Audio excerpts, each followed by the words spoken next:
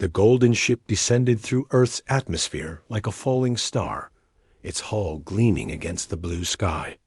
King Varos stood at the observation deck, his 3 hearts beating in different rhythms as he watched the human world grow larger.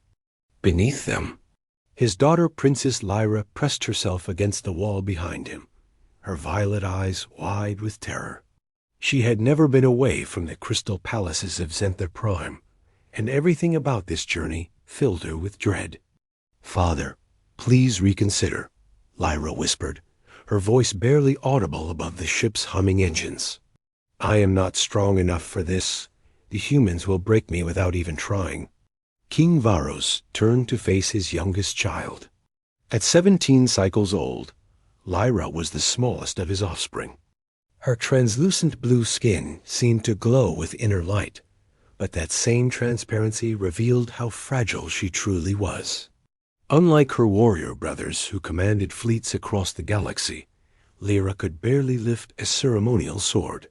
Her bones were hollow like those of the ancient flying creatures of their homeworld, and her muscles had never known hard work or battle. "My child," the king said gently, "the Kreks are coming. They have already destroyed 3 of our outer colonies. Our military cannot stop them alone. The humans are our only hope for survival, but they do not trust easily. We must show them our commitment to this alliance." The Kreks were nightmare creatures from the dark edges of known space. They stood 3 meters tall, with thick armor-like skin and claws that could tear through steel. Worse than their physical power was their cruelty. They did not simply conquer worlds, they tortured entire populations for entertainment. The Xanthari military, trained for centuries in defensive tactics and peaceful resolution, had proven helpless against such savagery. Humanity was different. These strange bipedal creatures from a heavy gravity world had somehow developed into the most feared warriors in the galaxy. Other species whispered stories about human berserkers who fought even after suffering wounds that should have killed them.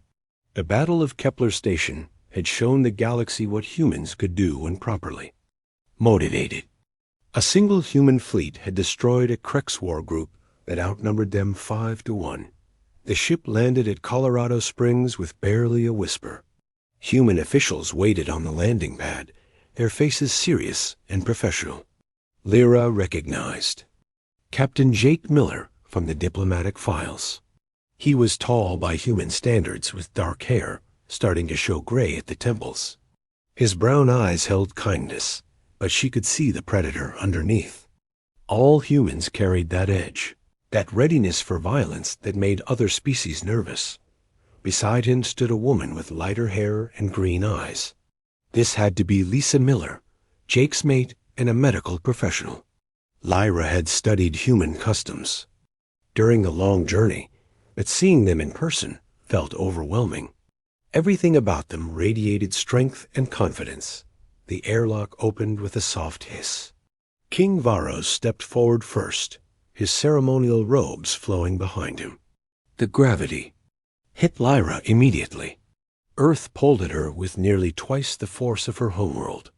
Each step felt like walking through thick mud. By the time she reached the bottom of the ramp, her legs were shaking with exhaustion. Captain Miller stepped forward and bowed slightly, a gesture of respect between warriors. "Your Majesty, welcome to Earth. We are honored by your trust." "Captain Miller," the king replied in carefully practiced English, "I present to you my daughter, Princess Lyra. She carries with her the hopes of our people and our commitment to this alliance." Lyra tried to bow as protocol demanded, but the heavy gravity made her stumble. Lisa Miller moved quickly to steady her, and Lyra was shocked by the gentleness in the human woman's touch. She had expected humans to be rough and violent in all things. "Easy there," Lisa said softly. "The gravity takes some getting used to." The princess looked up into Lisa's kind face and felt something unexpected: safety. Despite all the stories about human brutality, there was genuine care in this woman's expression. The formal ceremonies were brief. King Varos spoke with Earths. diplomatic representatives, while Lyra sat in a specially designed chair that helped support her weight. She listened as her father signed agreements that would bring Zenthari technology to human worlds in exchange for military protection. When the contracts were complete, the king approached his daughter one final time. "Be strong, my child," he whispered in their native language. "Learn from them. Become more than we ever imagined possible." Lyra wanted to cry, but Zenthari tears would only show weakness to these human observers. Instead, she nodded and tried to stand straight despite the crushing gravity. After the king's ship departed, Captain Miller and his wife drove Lyra to their home. The vehicle moved smoothly along roads carved through rocky terrain. Mountains rose on all sides, reminding Lyra of the crystal peaks in her childhood palace. The Miller house was modest by royal standards, but felt warm and welcoming. "Your room is upstairs," Lisa explained as she helped Lyra from the car. "We've adjusted the gravity generator to about 70% of Earth normal. It should be more comfortable while you adjust." Inside the house, Lyra marveled at how efficiently humans lived. Everything had a purpose. Nothing was merely decorative. Jake showed her to a room with a large window overlooking the mountains. The bed looked enormous compared to her sleeping alcove back home. "Dinner is in an hour," Jake said. "Rest until then. Tomorrow we'll begin your orientation to human customs and language." Alone in her room, Lyra finally allowed herself to feel the full weight of her situation. She was trapped on an alien world, surrounded by creatures who could accidentally kill her with their casual strength. Her father had essentially given her away to secure an alliance, making her feel like a diplomatic gift rather than a daughter. She pressed her face against the cool window glass and watched the sun set behind the mountains. The colors were different. Here, deeper and more intense than the pale light of her homeworld. Everything about Earth seemed designed to overwhelm her senses. A soft knock at her door interrupted her thoughts. Lisa entered carrying a tray of food and what appeared to be medical equipment. "I need to run some basic scans," Lisa explained. "Nothing invasive, just monitoring your vital signs and stress levels. We want to make sure you're adapting safely." As Lisa worked, she talked about her life on Earth, her work as a doctor, and her years married to Jake. Her voice was soothing, and gradually Lyra felt some of her tension ease. "You're scared," Lisa observed as she reviewed the scanner readings. "That's completely normal. Moving to a new world is frightening, even under the best circumstances." "I am not a warrior like my brothers," Lyra admitted. "I do not understand why my father chose me for this." Lisa sat on the edge of the bed and looked directly into Lyra's violet eyes. "Maybe he chose you because you're not a warrior. Maybe he knew you had the potential to become something entirely new." That night, as Lyra lay in the oversized human bed, she wondered what her father had truly intended. The gravity generator hummed softly, reducing Earth's pull to something manageable, but she could still feel the planet's immense strength beneath her. Everything here was bigger, heavier, and more intense than anything she had ever experienced. Outside her window, she could see lights from the human military base. Soldiers moved through the darkness, training and preparing for battles she could barely imagine. These were the creatures her father hoped would save their people from the Krek's terror dot. As sleep finally claimed her, Princess Lyra made a decision that would change everything. She would not simply survive on this world of warriors. She would learn from them, grow stronger, and become worthy of the trust her father had placed in her. The fragile princess who had arrived that day would not be the same person who faced tomorrow's challenges. 6 months had passed since Princess Lyra first set foot on Earth, and the changes were subtle but undeniable. Each morning, she woke before dawn without the crushing exhaustion that had plagued her first weeks. The gravity generator in her room now operated at 85% of Earth normal, and she no longer needed Lisa's help to walk down the stairs for breakfast. Jake noticed the difference first during their daily walks around the mountain trails. What had begun as short, careful strolls with frequent rest stops had evolved into hour-long hikes. Lyra's breathing remained steady even on steep inclines, and her translucent blue skin had developed a subtle luminescence that Lisa's medical scans couldn't fully explain. Your cellular structure is adapting in ways that shouldn't be possible, Lisa said during one of their weekly examinations. Your muscle density has increased by 30%, and your bone structure is actually becoming denser rather than more brittle. Lyra studied the scanner readings with growing fascination. On Zentha Prime, physical weakness was considered a noble trait among the royal family. Warriors were necessary, but viewed as crude servants of the state. The idea that she might actually become stronger had never occurred to her. Is this normal for humans? She asked. Lisa shook her head. Humans adapt to heavy gravity environments, but not like this. Your changes are happening at a genetic level. It's as if your DNA is rewriting itself to match your new environment. The princess spent most of her days in Jake's study, a room lined with books about military history and tactical theory.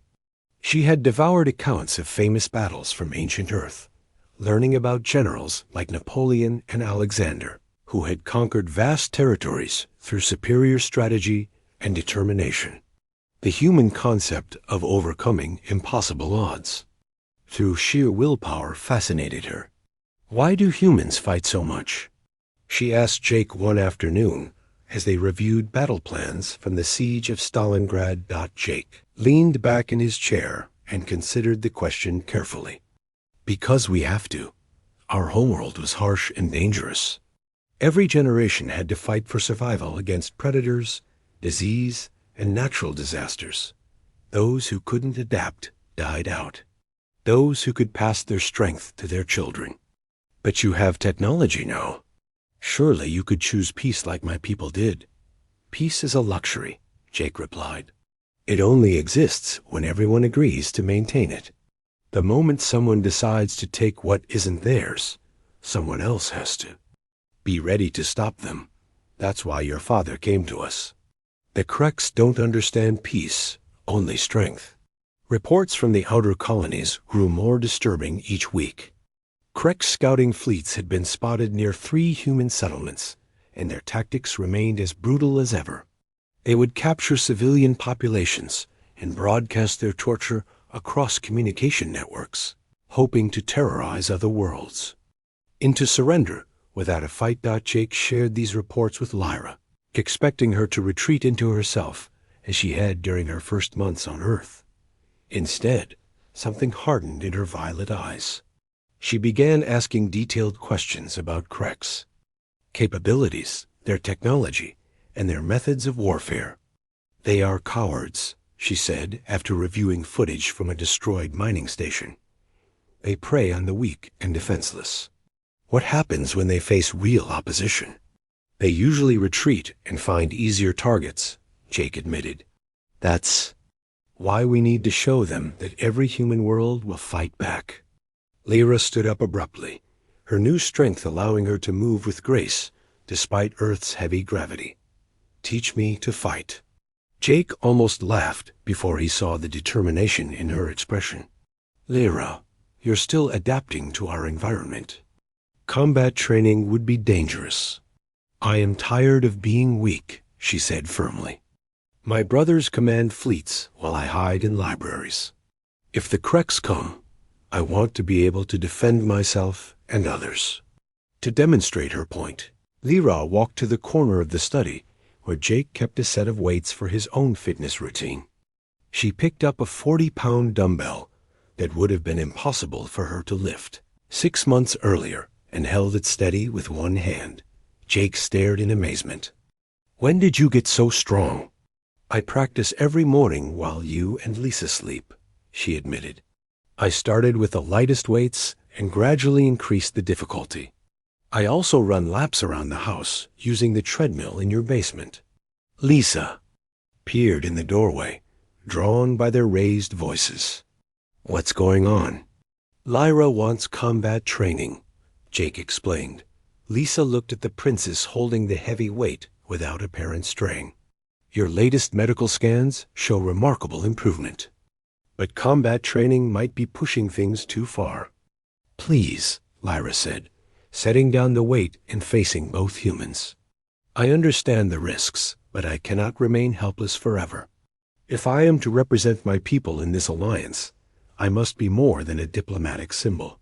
Jake and Lisa exchanged a long look that contained years of marriage communication. Finally, Jake nodded slowly. "We'll start with basic self-defense," he said.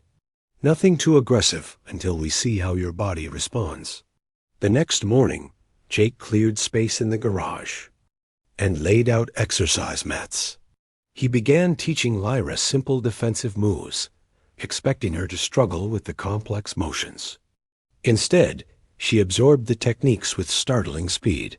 Her Xanthari nervous system, evolved for quick reflexes in low-gravity environments, translated into lightning-fast responses on Earth.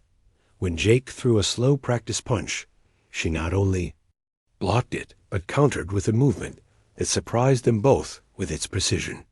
"That was instinctive," she said, looking at her own hands in wonder. "I didn't think about the response. I just reacted." Jake realized they needed professional help. He contacted Sergeant Amy Rodriguez, a Special Forces instructor who owed him favors from their deployment days. Amy arrived skeptical about training. An alien princess, but left impressed by Lyra's natural ability and dedication. "She learns faster than any recruit I've ever trained," Amy told Jake after their third session. "Her reflexes are inhuman, which I guess makes sense since she isn't human. But her tactical thinking is what really impresses me." Lyra had begun developing her own fighting style that blended human techniques with her natural Xanthari agility. She could move in ways that human anatomy wouldn't allow, flowing around attacks like water while striking with surprising force. Her transformation extended beyond physical capabilities. The timid girl who had arrived months earlier was disappearing, replaced by someone with natural leadership instincts. She began studying military organization and command structures, developing theories that combined Xanthari strategic thinking with human aggression. Traditional Xanthari tactics focus on defense and containment, she explained to Jake during one of their evening discussions. But humans understand that sometimes the best defense is overwhelming offense. What if we combine both approaches? Jake found her insights so valuable that he began sharing them with his superior officers. Colonel Martinez, the base commander, initially dismissed reports about the alien princess's tactical contributions. After reviewing her analysis of Krek's weaknesses, he requested a personal meeting. "Your assessment of their psychological warfare methods is brilliant," he told Lyra after their hour-long discussion. "You've identified patterns that our own analysts missed." Word of Lyra's remarkable development eventually reached King Varos through diplomatic channels. The report seemed impossible to believe. His fragile daughter, who had never shown interest in military matters, was apparently becoming a formidable warrior and tactical theorist. He sent Ambassador Corin, his most trusted advisor to Earth, to verify these claims. Corin arrived expecting to find exaggerated stories about modest improvements. Instead, he witnessed Lyra sparring with human soldiers and winning through superior speed and technique. "This is impossible," Corin whispered as he watched the princess disarm two opponents simultaneously. "Xanthari physiology cannot adapt this quickly." "Apparently it can under the right conditions," Lisa replied from beside him. "Her genetic structure is still changing. We're documenting everything for future study." That evening, Corin dined with the Miller family and observed Lyra's transformation in personality as well as physical ability. She spoke with confidence about military strategy and asked probing questions about Xanthari defensive capabilities. This was not the frightened child who had left their homeworld. Your Highness, Corin said carefully, your father will be amazed by these developments. However, some members of the royal court may view your changes as ... concerning. Lyra set down her fork and looked directly at the ambassador. Some will say I have abandoned our peaceful traditions. The possibility has been discussed, Corin admitted. Then they are fools, Lyra said with a firmness that surprised everyone at the table. Our peaceful traditions did not stop the Kreks from destroying 3 colonies. Weakness disguised as nobility will not save our people. Jake watched this exchange with growing pride. The princess had not only grown physically stronger, but had developed the moral courage to challenge her own culture's limitations. She was becoming something entirely new, a bridge between Zenthari wisdom and human determination. As Corin prepared to return to Zenther Prime with his report, Lyra gave him a message for her father. Tell him that his daughter is learning to be worthy of the trust he placed in her. The morning sun cast long shadows across the training ground as Princess Lyra faced 3 human soldiers simultaneously. Her translucent blue skin gleamed with perspiration, but her breathing remained steady despite the intense workout. She had been sparring for 2 hours without rest, something that would have killed her a year ago. Sergeant Amy Rodriguez watched from the sidelines, making notes on her tablet. The alien princess had progressed beyond anything in military training manuals. Her learning curve defied every established principle about physical conditioning and combat education. Again, Amy called out as the 3 soldiers regrouped. The first soldier, Corporal Danny White, charged forward with a practice knife. Lyra seemed to flow around his attack like liquid, her enhanced reflexes making his movements appear slow and clumsy. She disarmed him with a technique that combined human martial arts with her natural Zenthari flexibility. The second soldier tried to grab her from behind while she was distracted, but Lyra sensed his approach without turning around. She dropped low and swept his legs, sending him tumbling to the mat. Before he could recover, she had moved to engage the third opponent. Private Lisa Chong came at her with a weighted training staff, using her reach advantage to keep Lyra at a distance. This was exactly the kind of challenge the princess needed to overcome. She studied the staff's movement pattern for several exchanges, then suddenly changed tactics entirely. Instead of trying to get inside Chong's reach, Lyra leaped high into the air, using her low-gravity world physiology to achieve a jump that no human could match. She came down behind Chong and gently tapped her on the shoulder to indicate a successful strike. Excellent work, Amy said as the sparring session ended. Lyra, you've now defeated every soldier on this base in individual combat. I think it's time we move to more advanced training. Jake Miller entered the training facility as the soldiers were leaving. Over the past months, he had watched Lyra transform from a frightened refugee into something remarkable. Her physical changes were obvious, but her mental development was even more impressive. How did she do today? He asked Amy. She's ready. For live weapons training? Amy replied. Her accuracy with practice weapons is perfect, and her tactical thinking has evolved beyond basic self-defense. She's starting to think like a real warrior. Lyra approached them, barely winded despite the intense training session. Her violet eyes held a confidence that hadn't existed when she first arrived on Earth. She moved with the fluid grace of a natural predator, and Jake could see why the other soldiers had begun treating her with the respect due to a formidable opponent.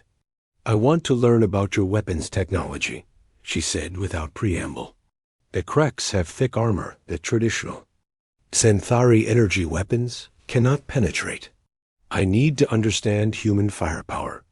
Jake hesitated. Teaching an alien princess to use human military weapons seemed like crossing a diplomatic line. However, reports from the outer colonies were becoming more urgent. Krek scouting fleets were probing deeper into human space, and several civilian ships had gone missing near the border systems. Lisa won't be happy about this, he said finally. Lisa understands necessity better than most, Lyra replied. She has seen the medical reports from Krex attacks. She knows what they do to prisoners. That afternoon, Jake took Lyra to the base's weapons testing facility. They started with basic human firearms, progressing from pistols to assault rifles. Lyra's enhanced reflexes and perfect hand-eye coordination made her a natural marksman. Within hours, she was placing shots with accuracy that impressed even the range instructors. "The recoil doesn't affect you at all," observed Lieutenant Ben Cross, the weapons specialist.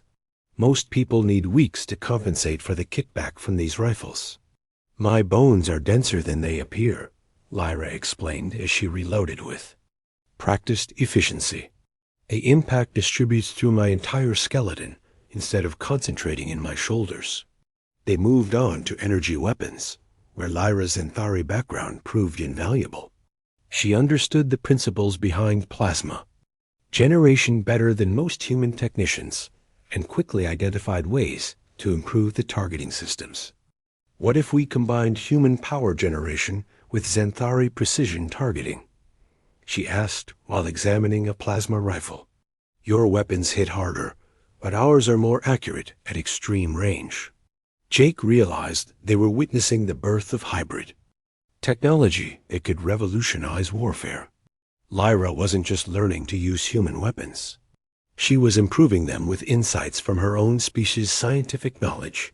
News of Lyra's remarkable progress reached Earth's military command through official channels. General Patricia Stone, head of Colonial Defense Forces, arrived for an unannounced inspection, expecting to find exaggerated reports about modest improvements. Instead, she watched the alien princess demonstrate combat skills that surpassed most Special Forces operators. "This is unprecedented," the general told Jake during their private meeting. "We've never seen adaptive evolution happen this quickly in any species, including our own." "She's not just adapting physically," Jake replied. "Her tactical insights are revolutionary. She's identified weaknesses in Krex battle formations that our analysts missed." General Stone requested a briefing from Lyra directly. The princess appeared in the conference room, wearing modified human combat fatigues that had been adjusted for her alien physiology. She moved with the bearing of an experienced soldier, despite having no formal military rank. "Your Highness," the general began, "I understand you've developed some theories about Krex combat tactics."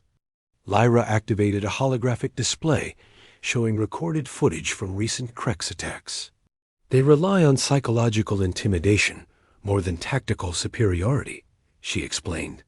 "Their formations are designed to look overwhelming rather than to provide maximum combat effectiveness." She highlighted specific movements in the recordings. "Notice how they position their largest warriors at the front, not because they're the most skilled fighters, but because they create the most fear. This actually creates weaknesses that disciplined forces can exploit." General Stone studied the analysis with growing interest. "You're suggesting that their reputation for invincibility is partially based on opponents being too terrified to fight effectively?" "Exactly," Lyra confirmed. "Xanthari forces panicked when they saw Krex warriors for the first time. But humans have a different psychological makeup. You don't break under pressure the same way other species do." The briefing lasted 3 hours, with Lyra presenting detailed tactical recommendations for countering Krex strategies.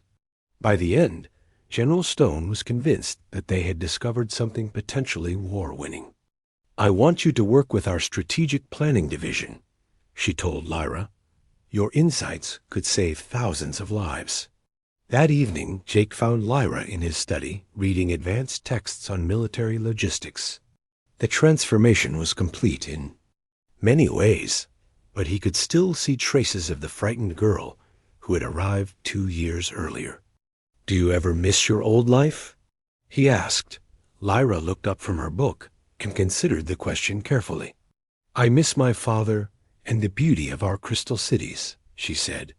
"But I do not miss being helpless. I do not miss watching others fight battles that I was too weak to join. Your father would be proud of what you've become. Would he? Lyra asked with genuine uncertainty. I have abandoned many of our traditional values. Some would say I have become too much like a human. Jake sat down across from her.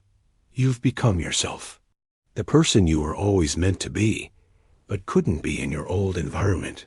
Your father must have seen that potential when he sent you here. The next morning brought urgent news from the frontier. A Krex battle group had attacked the mining colony at New Terra, overwhelming the local defenses within hours. The attack had been broadcast across communication networks according to their standard psychological warfare tactics. Lyra watched the footage with cold anger burning in her violet eyes. She had studied Krex methods for months, but seeing their brutality applied to real victims triggered something primal in her enhanced genetics. When do we leave? She asked Jake without taking her eyes off the screen. We? Jake replied, though he already knew her intent. You are receiving deployment orders, she said with certainty. The military needs experienced officers to coordinate the defense of the inner colonies, and they need someone who understands Krex psychology and tactics. Jake's communication device chimed with an incoming priority message. The orders were exactly as Lyra had predicted. He was being assigned to lead a rapid response force to assist in colonial defense operations. This isn't a diplomatic mission, he warned. This will be real combat against an enemy that shows no mercy. Lyra stood up, and Jake was struck by how much she had changed since that first day at the landing pad. She now stood taller than many human women, her enhanced muscle structure visible even through civilian clothing. More importantly, she carried herself with the confidence of someone who had tested their abilities and found them sufficient. Captain Miller, she said formally, I request permission to accompany your unit as a tactical specialist and cultural advisor. Jake smiled despite the seriousness of the situation. Permission granted, Princess. Let's go show the Krex what happens when they threaten our people. The transport ship hummed through hyperspace, carrying Jake's rapid response team toward the Meridian sector, where Krex forces had launched their most aggressive assault yet. Princess Lyra sat in the cargo bay, methodically checking her equipment. For the third time, her modified combat armor gleamed under the artificial lights, a hybrid design that combined human durability with Xanthari flexibility. First combat deployment got you nervous? Asked Sergeant Bobby Martinez, one of Jake's veteran Marines. Lyra looked up from her plasma rifle, her violet eyes steady and calm. I am not nervous about the fighting, she said. I am eager to test everything I have learned. The other soldiers exchanged glances. Over the past weeks, they had trained alongside the alien princess and witnessed her remarkable abilities firsthand. Her reflexes were faster than any human could achieve, and her tactical insights had already saved lives during training exercises. Still, simulated combat was very different from facing real enemies who wanted to kill you. Jake emerged from the command section, carrying the latest intelligence reports. His expression was grim as he gathered the team around the central holographic display. The situation at New Haven is worse than initially reported, he announced. The Krex didn't just attack the military installations. They've captured the civilian population centers and are broadcasting torture sessions to terrorize nearby colonies into surrender. The hologram showed aerial footage of the agricultural world's main settlement. Massive Krex warriors moved through the streets, their reptilian forms towering over abandoned human vehicles. In the town square, they had erected broadcast equipment to stream their atrocities across the sector. Lyra studied the images with clinical detachment, her enhanced vision picking out details that others missed. Their formation is designed for intimidation rather than tactical efficiency, she observed. They've left their flanks exposed to maintain visual impact for the cameras. Can we exploit that? Jake asked. Absolutely, she replied, pointing to specific locations on the display. They expect their victims to be paralyzed by fear. A coordinated assault from multiple directions would shatter their psychological advantage. The transport dropped out of hyperspace near the New Haven system, where a hastily assembled fleet of human and allied vessels waited. The sight that greeted them was sobering. Krek ships hung in orbit like black tumors, their twisted designs reflecting their creator's malevolent nature. Admiral Karen Thompson's flagship contacted them immediately. Miller, we need your team for a special operation. The Kreks have established a command center in the planetary capital. Intelligence suggests they're coordinating attacks on 3 other systems from that location. Jake accepted the mission parameters, while Lyra listened carefully to every detail. This would be her first real combat, and she knew that everything she had learned over the past 2 years would be tested in the most brutal way possible. The assault shuttle carried them through the planet's atmosphere under cover of a larger fleet engagement. Krek's fighters intercepted them twice, but the human pilot's superior training and equipment allowed them to reach the surface intact. New Haven's landscape was scarred by orbital bombardment. What had once been peaceful farming communities now lay in ruins, smoke rising from countless fires. The smell of destruction filled the air as their shuttle touched down in a forest several kilometers from the target zone. Remember, Jake told his team as they prepared to disembark, the Kreks will try to capture prisoners for their psychological warfare. Do not let yourselves be taken alive. Lyra checked her weapons one final time. Her primary armament was a hybrid plasma rifle that combined human power systems with Xanthari targeting technology. The result was a weapon that could punch through Krek's armor at ranges that had previously been impossible. They moved through the forest using stealth techniques that Lyra had helped refine. Her enhanced senses could detect Krek's patrols long before. Human sensors registered them, giving the team a crucial advantage in avoiding unnecessary confrontations. The first contact came at the forest edge, where 2 Krek sentries guarded an approach to the town. The creatures stood nearly 3 meters tall, their armored hide gleaming with natural oils that made them resistant to energy weapons. Their claws could tear through steel, and their mouths held rows of teeth designed for maximum intimidation. Jake signaled for a coordinated takedown. Lyra moved with inhuman speed, covering 50 meters in seconds. Her plasma rifle discharged twice with perfect accuracy, the enhanced bolts penetrating Krek's armor that should have been impenetrable. Both sentries collapsed before they could raise an alarm. Jesus, whispered Private Tony Garcia, one of the newer team members. I've never seen anyone move that fast. Stay focused, Jake commanded, but he was equally impressed by Lyra's performance. Her months of training had prepared her well, but seeing her in actual combat was still startling. They advanced through the town's outskirts, using abandoned buildings for cover. The Kreks had set up monitoring stations throughout the area, but their technology was designed to detect normal human movement patterns. Lyra's alien physiology allowed her to bypass their sensors entirely. The command center occupied the town's former government building, a modest structure that the Kreks had fortified with portable barriers and automated weapons. Intelligence estimated at least 30 enemies inside, including several high-ranking officers whose capture could provide valuable strategic information. Standard assault would be suicide, observed Sergeant Martinez as they studied the building from a concealed position. Too many defensive positions, and not enough cover for our approach. Lyra examined the structure with her enhanced vision, noting details that escaped human observation. There, she said, pointing to what appeared to be a solid wall.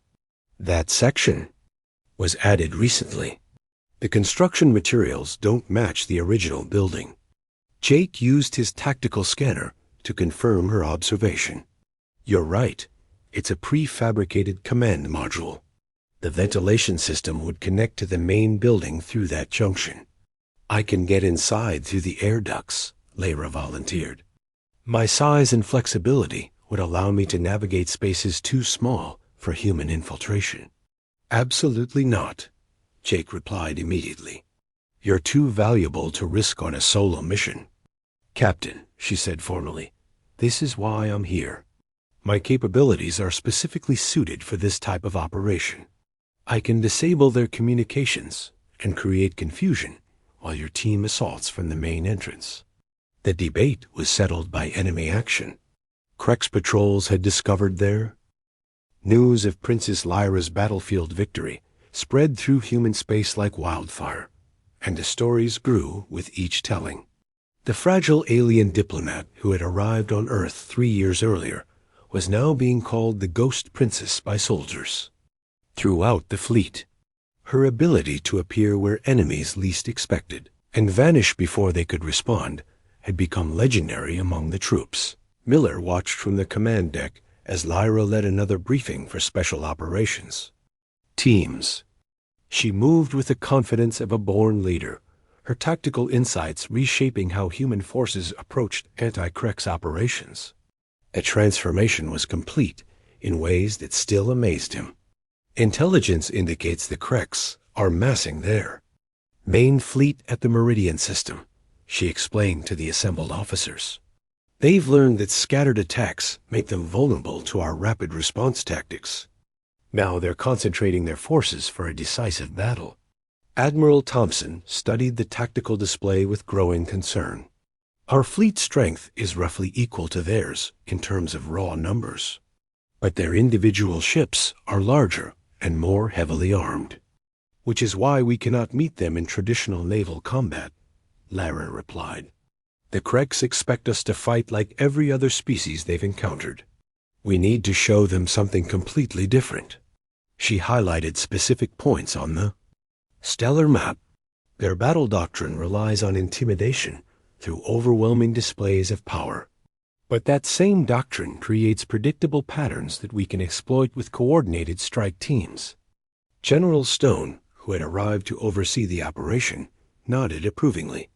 What do you recommend, Princess? A 3-pronged assault, Lyra said without hesitation. The main fleet engages their forward elements to draw their attention. Meanwhile, stealth teams infiltrate their command ships to disrupt coordination. Finally, we broadcast our success across their communication networks to break their psychological advantage. It was a bold plan that required precise timing and exceptional skill from the infiltration teams. Most importantly, it relied on Lyra's unique combination of Xanthari tactical knowledge and human aggressive instincts. I'll lead the primary infiltration team, she announced. My physiology allows me to navigate Krex ships in ways that human soldiers cannot. Jake started to object, but Admiral Thompson raised her hand. Princess, your value to this operation is undeniable. However, if something happens to you, the diplomatic consequences could be severe. Admiral, Lyra replied formally, if we lose this battle, there will be no diplomacy left to worry about. The Krex must be stopped here, or they will sweep through human space unchallenged. The final battle preparations took place at the hidden fleet base in the asteroid field surrounding Titan's Reach. Human ships of every class gathered for what many believed would be the decisive engagement of the war. Lyra spent the time training with her hand-picked infiltration team, veterans who had volunteered specifically to serve under her command. Remember, she told them during their final briefing, Krex ships are designed to intimidate through their appearance, but they're internal. Layout prioritizes spectacle over efficiency.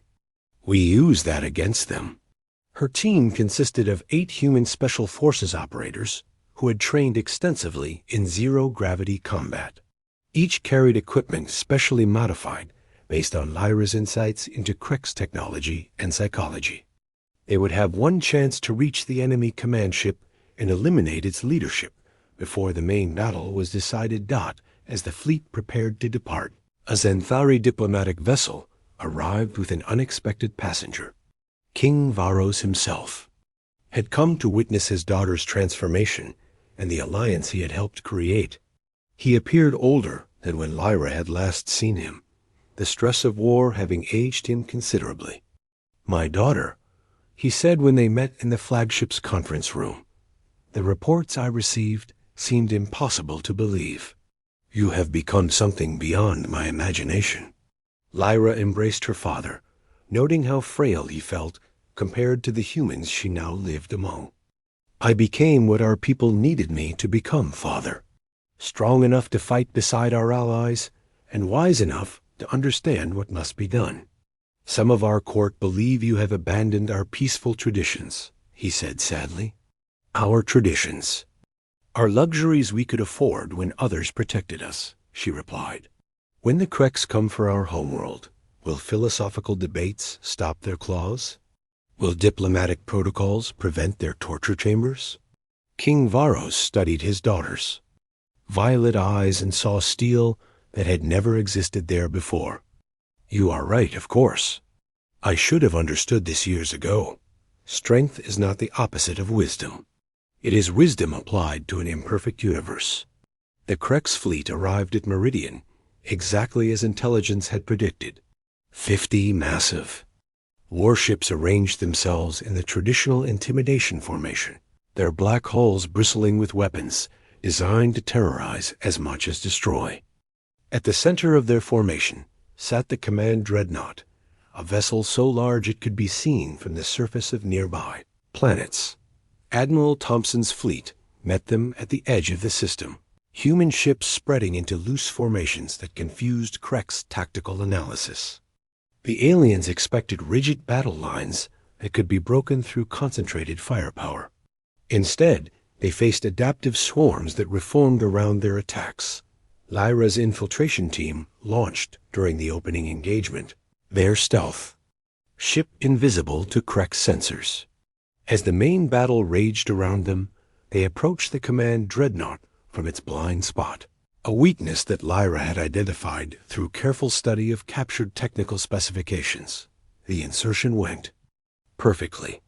Lyra led her team through the dreadnought's hull using cutting tools that combined human engineering with Xanthari precision. They emerged in a maintenance corridor deep within the ship, where the artificial gravity was lighter and the air carried the acrid smell of Krek's biology. "Command center is 7 levels up," Lyra whispered into her communicator. "Reactor control is 3 levels down." We split here. 4 team members headed for the reactor, while Lyra led the remaining soldiers toward the bridge. The corridors were designed to accommodate creatures 3 meters tall, making movement easier for the human-sized infiltrators.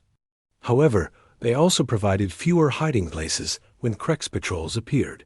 The first encounter came at a security checkpoint. 2 guards blocked their path, massive creatures whose armor made them nearly impervious to small arms fire. Lyra motioned for her team to wait while she assessed the situation.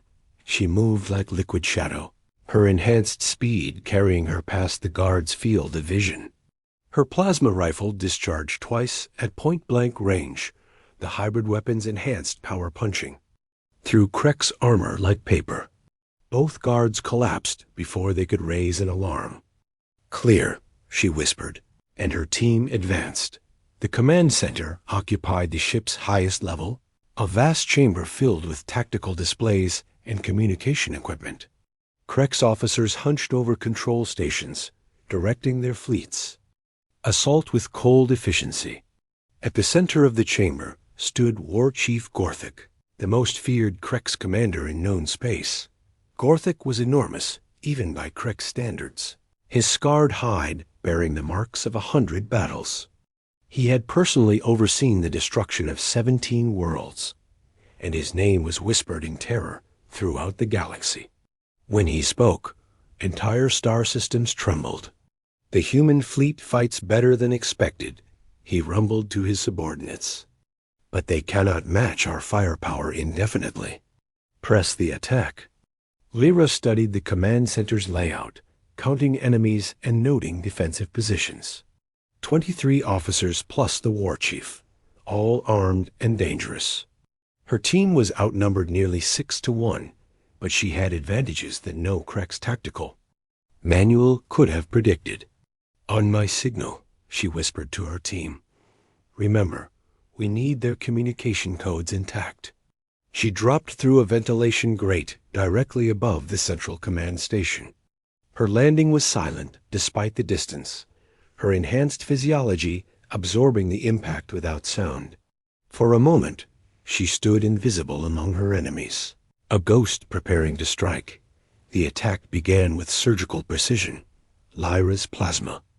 Rifle eliminated 3 officers before anyone realized they were under attack. Her team stormed through the main entrance, their weapons set to maximum power.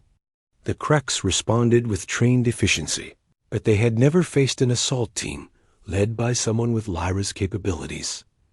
She moved through the chamber like a deadly dancer, her speed making her nearly impossible to target.